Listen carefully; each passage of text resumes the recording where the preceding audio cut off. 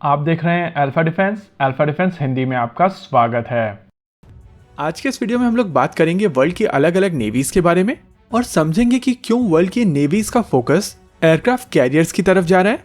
ये चीज हम सब जानते हैं कि यूनाइटेड स्टेट्स ऑफ अमेरिका के पास में वर्ल्ड में सबसे ज्यादा एयरक्राफ्ट कैरियर हैं। साथ ही उनके एयरक्राफ्ट कैरियर्स काफी ज्यादा बड़े भी हैं।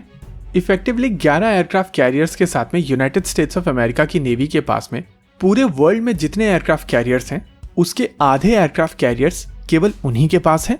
यानी कि यूनाइटेड स्टेट्स ऑफ अमेरिका की नेवी एक तरफ और पूरे वर्ल्ड की नेवी दूसरे तरफ। उसके बाद नंबर 2 पर चाइना आता है, जिसके पास में इस समय 2 एयरक्राफ्ट कैरियर ऑपरेशनल है और तीसरा एयरक्राफ्ट कैरियर जो कि एक फ्लैट टॉप एयरक्राफ्ट कैरियर होगा वो अंडर कंस्ट्रक्शन है।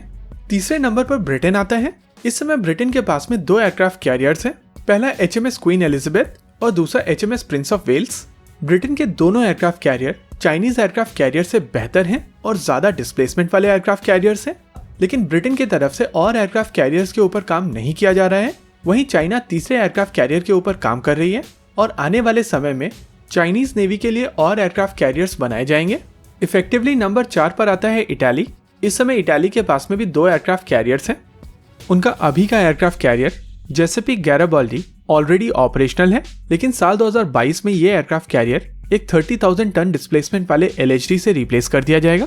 इस LHD का नाम होगा त्रिएस्ट और ये LHD F-35 लाइटनिंग 2 ऑपरेट करने में सक्षम होगा। रिपोर्ट्स के हिसाब से ये एयरक्राफ्ट कैरियर लगभग 10 F-35 लाइटनिंग 2B कैरी करेगा। इटालियन नेवी के पास में एक और एयरक्राफ्ट कैरियर ऑलरेडी ऑपरेशनल है। इस एयरक्राफ्ट कैरियर का नाम है कैवोर और ये एयरक्राफ्ट कैरियर भी 10 F-35 लाइटनिंग 2B कैरी करेगा। रिपोर्ट्स के हिसाब से इस एयरक्राफ्ट कैरियर को अपने F-35 लाइटनिंग 2 ऑलरेडी मिलना शुरू हो चुके हैं। नंबर 5 पर आता है जापान। जापान के पास में इस समय 2 एयरक्राफ्ट कैरियर्स हैं। एक्चुअली जापानीज एयरक्राफ्ट कैरियर्स को एयरक्राफ्ट कैरियर नहीं कहा जा सकता है।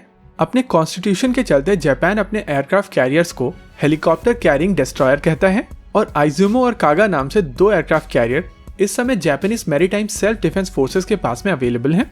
नंबर 6 पर आता है ऑस्ट्रेलिया। इस समय ऑस्ट्रेलिया के पास में हुआन कार्लोस क्लास के 2 LHD ऑलरेडी ऑपरेशनल हैं और कुछ समय पहले तक बातचीत चल रही थी इन एयरक्राफ्ट कैरियर्स के ऊपर से F-35 लाइटनिंग 2 ऑपरेट करने की।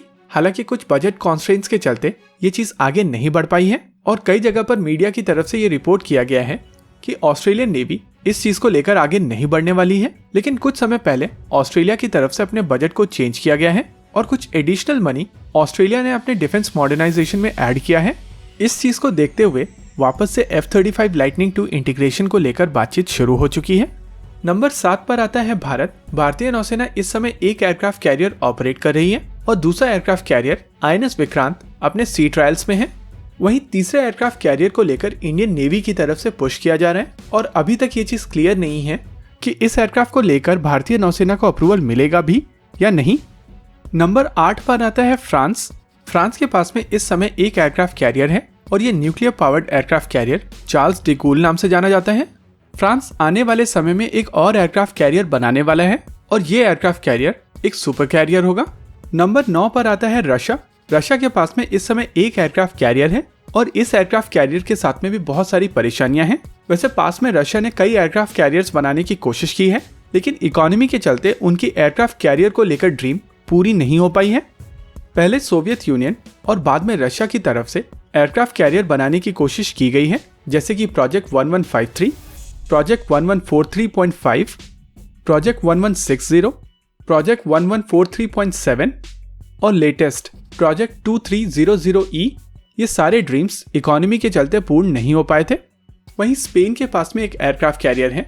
थ्योरेटिकली ये एयरक्राफ्ट कैरियर एक LHD है, लेकिन ये फाइटर एयरक्राफ्ट कैरी कर सकता है। हुआन कार्लोस क्लास का ये शिप सी हैरियर एयरक्राफ्ट कैरी कर सकता है और जरूरत पड़ने पर F-35 लाइटनिंग B भी इस एयरक्राफ्ट कैरियर के ऊपर से ऑपरेशनल किए जा सकते हैं। टर्की की तरफ से कुछ इसी तरीके की कोशिश की जा रही थी। टर्की ने एक हुआन कार्लोस क्लास का शिप बनाया है और उनका प्लान था इस एयरक्राफ्ट कैरियर के ऊपर से F-35 लाइटनिंग 2 को ऑपरेट करना, लेकिन S-400 ट्रायम्फ के चलते उनको F-35 प्रोग्राम से बाहर निकाल दिया गया है और अब रिपोर्ट्स आ रही हैं कि टर्की इस एयरक्राफ्ट कैरियर के ऊपर से अनमैन्ड एरियल व्हीकल्स ऑपरेट करेगा। इस लिस्ट में सबसे इंटरेस्टिंग नाम है थाईलैंड का। थाईलैंड के पास में एक एयरक्राफ्ट कैरियर आज की तारीख में ऑपरेशनल है। एयरक्राफ्ट कैरियर HTMS चक्री नारोवेत एक 11,500 टन डिस्प्लेसमेंट वाला शिप है और अभी आप अपनी स्क्रीन के ऊपर इसको यूएसएस किटी हॉक के सामने देख सकते हैं। ओवरऑल इस समय वर्ल्ड की सारी मेजर पावर किसी न किसी तरीके से एयरक्राफ्ट कैरियर्स को अपने बेड़े में शामिल करने की कोशिश कर रही हैं। जहां यूके ने 2 नए एयरक्राफ्ट कैरियर्स बनाए हैं, वहीं चाइना एक अच्छे खासे नंबर में एयरक्राफ्ट कैरियर्स बनाने की कोशिश कर रहे हैं। यूनाइटेड स्टेट्स ऑफ अमेरिका भी अपने निमित्ज क्लास एयरक्राफ्ट कैरियर्स को रिप्लेस करेगा। जापान अपने LHDs को एयरक्राफ्ट कैरी करने के लिए मॉडिफाई कर रहा है, वहीं इटाली भी इस रेस को ज्वाइन कर रहा है। इंटरेस्टिंग चीज ये है कि वर्ल्ड की सारी मेजर पावर और उनके थिंक टैंक वो चीजें नहीं सोच पा रहे हैं जो इंडिया में बैठे कुछ डिफेंस जर्नलिस्ट समझ सकते हैं।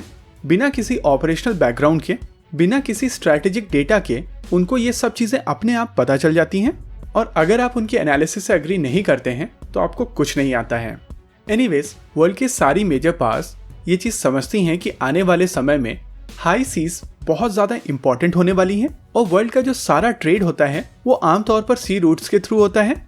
और इसी वजह से फ्यूचर को ध्यान में रखते हुए वर्ल्ड की सारी मेजर पावर किसी न किसी तरीके से एयरक्राफ्ट कैरियर्स को अक्वायर करने की कोशिश कर रही हैं। और जो मेजर पावर इस थ्रेट को देख रही हैं कि आने वाले समय में उनका सामना दूसरी नेवी से हो सकता है जिसका एयरक्राफ्ट कैरियर उनके एयरक्राफ्ट कैरियर से बेहतर है, वो या तो अपने एयरक्राफ्ट कैरियर्स को अपग्रेड कर रहे हैं जैसे कि जापान, ऑस्ट्रेलिया और टर्की, और या फिर नए एयरक्राफ्ट कैरियर्स बना रहे हैं जैसे United states of America, UK, Italy और चाइना।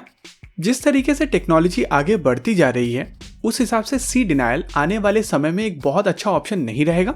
और जब आपका एम हाई सीज में मूव कर रहे ट्रेड को प्रोटेक्ट करना हो तो सी डिनायल एनीवेज एक अच्छी स्ट्रेटेजी नहीं है।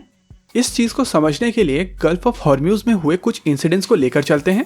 पिछले कुछ समय से माना जा रहा है कि ईरान की तरफ से अलग अलग देशों के वेसल्स को टारगेट किया जा रहा है, और अज्यूम करते हैं कि ऐसा ही कुछ कोई और देश आपके वेसल्स के साथ में कर रहा हो।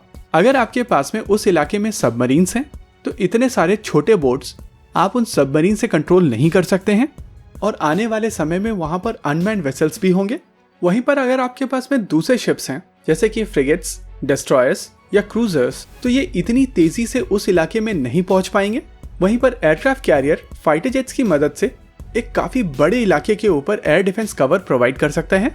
आप में से कुछ लोग कहेंगे कि एंटी शिप मिसाइल्स का प्रयोग किया जा सकता है, और फ्रिगेट्स, डिस्ट्रॉयर्स और क्रूजर्स इस तरीके के रोल्स में काफी ज्यादा यूजफुल होंगे। देखिए, इस चीज को लेकर यहाँ पर 3 फैक्टर आते हैं। पहला रेंज, दूसरा नंबर ऑफ मिसाइल सिस्टम्स और तीसरा कॉस्ट। वैसे टाइम भी एक इम्पॉर्टेंट फैक्टर है, और एयरक्राफ्ट कैरियर के ऊपर मौजूद फाइटर जेट्स की मदद से आप एक काफी बड़े इलाके में बहुत ही कम समय में और कंपैरेटिवली कम कॉस्ट में एंटी शिपिंग मिशन से लेकर रिकॉनेसेंस, इंटरडिक्शन और एयर डिफेंस जैसे रोल कर सकते हैं। वहीं अगर फ्यूचरिस्टिक वॉरफेयर के बारे में और डिटेल में बात की जाए तो आप आर्म्ड यूएवीज को दरकिनार नहीं कर सकते हैं। Medium altitude long endurance drone जो 24 घंटे से लेकर 48 घंटे तक हवा में रह सकते हैं, इस तरीके के ड्रोन्स अपने बेस से हजारों किलोमीटर दूर किसी भी प्रकार के मिशन को कंप्लीट कर सकते हैं। आने वाले समय में इन ड्रोन्स की वेपन कैरिंग कैपेसिटी और बढ़ेगी, और ये और भी ज्यादा स्टैंड ऑफ रेंज से अटैक करने में सक्षम हो जाएंगे। लेकिन आमतौर पर इस तरीके के ड्रोन्स सेल्फ डिफेंस में काउंटर मेजर कैरी नहीं करते हैं, और इसी वजह से फाइटर जेट्स के लिए इस तरीके के ड्रोन्स को न्यूट्रलाइज करना काफी आसान हो जाता है। वैसे आने वाले समय में ड्रोन्स के साथ में भी air to air missiles carry की जाएंगी, लेकिन ये फाइटर जेट जितने पावरफुल रेडार कैरी नहीं करेंगे, और इसी वजह से फाइटर जेट्स के पास में इस तरीके के सिस्टम्स के खिलाफ एक एज होगा। एक और एंगल बॉम्बर्स को लेकर बनता है। आमतौर पर बॉम्बर्स बहुत सारी एंटी शिप मिसाइल्स कैरी कर सकते हैं, और केवल 1-2 बॉम्बर्स पूरी फ्लीट को तबाह करने की क्षमता रखते हैं। लेकिन अगर आपकी फ्लीट में एयरक्राफ्ट कैरियर होता है और इसमें अवेलेबल एयरक्राफ्ट इस बॉम्बर के करीब जाने की कोशिश करते हैं, तो ये सारी इक्वेशन बदल जाती है। और इन सभी एस्पेक्ट्स को देखकर वर्ल्ड की सारी मेजर पावर कहीं ना कहीं एयरक्राफ्ट कैरियर्स को अक्वायर करने की कोशिश कर रही हैं। वैसे कुछ नेवीज की तरफ से अपनी सबमरीन्स को एंटी एयर सिस्टम्स के साथ में इंटीग्रेट करने की कोशिश की जा रही है, लेकिन आमतौर पर सबमरीन पानी के अंदर होती हैं, और अगर उनको एंटी एयर सिस्टम लॉन्च करने हैं तो उन्हें रेडार यूज करने के लिए सरफेस पे आना पड़ेगा, और या फिर उनको एक सेकेंडरी रेडार की मदद से लॉक ऑन करना पड़ेगा। लेकिन जैसे ही ये मिसाइल लॉन्च होगी, ये सबमरीन अपनी पोजीशन रिवील कर देगी, और उसके बाद एंटी सबमरीन वॉरफेयर सिस्टम्स अपना काम शुरू कर देंगे। और इसी वजह से मैं बार बार इस चीज के ऊपर एम्फेसाइज करता हूँ कि सबमरीन और एयरक्राफ्ट कैरियर एक दूसरे का रिप्लेसमेंट नहीं है। ये दोनों चीजें एक दूसरे को कॉम्प्लीमेंट करती हैं, और जिस तरीके से कोई भी टीम जस्ट बॉलर्स के साथ में या जस्ट बैट्समैन के साथ में मैच नहीं जीत सकती, उसी हिसाब से किसी भी नेवल बैटल को जस्ट एयरक्राफ्ट कैरियर या जस्ट सबमरीन या जस्ट कैपिटल शिप से नहीं जीता जा सकता। इसी के साथ आज के इस वीडियो में रखते हैं केवल इतना ही। वीडियो को अंत तक देखने के लिए धन्यवाद। देखते रहिए अल्फा डिफेंस। जय हिंद।